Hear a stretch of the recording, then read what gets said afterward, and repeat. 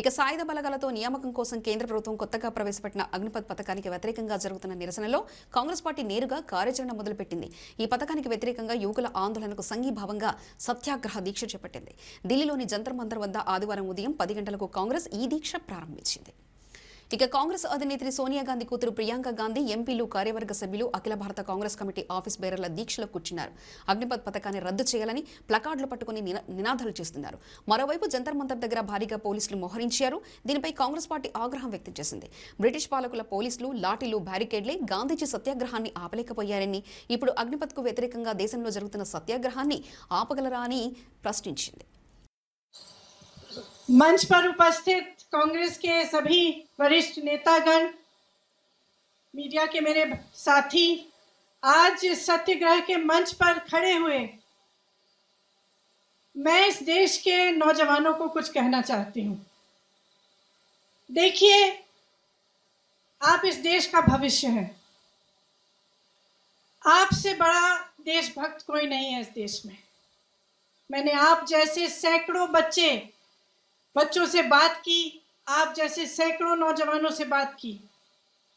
जब मैं उत्तर प्रदेश के एक छोटे गांव में 4 बजे सुबह गिरफ्तार होने वाली थी, तब भी मैंने सड़क पर जब देखा तो मुझे 20-30 तुम जैसे नौजवान दिखे जो सुबह सुबह 4 बजे आर्मी में भर्ती होने के लिए ट्रेन कर रहे थे, दौड़ लगा रहे थे।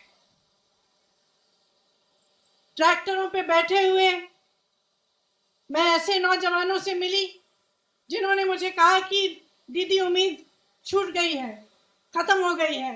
सालों से हम भर्ती का इंतजार कर रहे थे, अब हम गन्ना बेचने जा रहे हैं।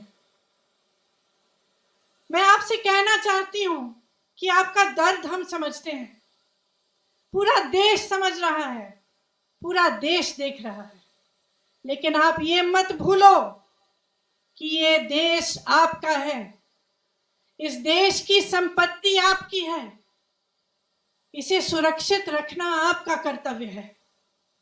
हम यहाँ सत्याग्रह पे बैठे हैं क्योंकि सत्याग्रह है, सत्य की लड़ाई अहिंसा द्वारा लड़ी गई, अहिंसा के जो मार्ग पर चलकर लड़ी गई, उस लड़ाई ने इस देश को आजाद किया, इस देश को आजाद करके आपको सौंपा ताकि आपका भविष्य बन पाए।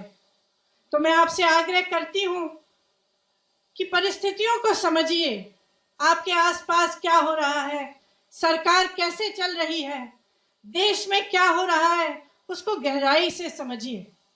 जो किसान के आंदोलन थे, क्यों किए गए, किसान क्यों जागे, क्यों सड़क पर आए? क्योंकि वो समझे कि खून पसीना वो बहाएं, मेहनत वो करें, लेकिन उस मेहनत की कमाई किसी और को दी जा रही थी। ये सरकार उनके लिए नहीं चल रही थी। इसी तरह से मैं आपसे आग्रह करती हूं कि समझिए, ये सरकार आपके लिए नहीं चल रही है। ये सरकार इस देश के गरीबों के लिए, इस देश के नवयुवकों के लिए, इस देश की महिलाओं के लिए, इस देश के एक देशवासी के लिए जो आज गरीब है, जो परेशान है, उसके लिए नहीं चल रही है ये सरकार सिर्फ बड़े बड़े उद्योगपतियों के लिए चल रही है। और ये जितनी भी स्कीमें हैं जो बार बार आप पे थोपी जाती हैं, ये सोच समझ के किया जा रहा है। ये बात सही नहीं है साथियों कि बगैर सोचे समझे किया जा रहा है। ये सोच समझ के इसलिए किया जा रहा है क्योंकि इस सरकार का सिर्फ एक मकसद है, सत्ता में रहना, सिर्फ एक मकसद है, और उस मकसद को निभाने के लिए कुछ भी कर डालेंगे। उस मकसद को निभाने के लिए वो जो बड़े बड़े सरकारी उद्योग थे, वो इन्होंने अपने उद्योगपति मित्रों को क्यों बेचे? आप बताइए क्यों बेचे? उसी मकसद को पूरा करने के लिए।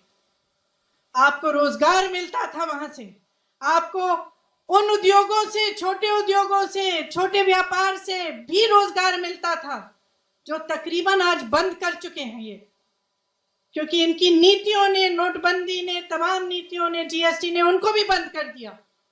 और आज सेना जिसकी भर्ती में का सपना आप देखते हैं, आप अपनी देश की सुरक्षा का सपना देखते हैं,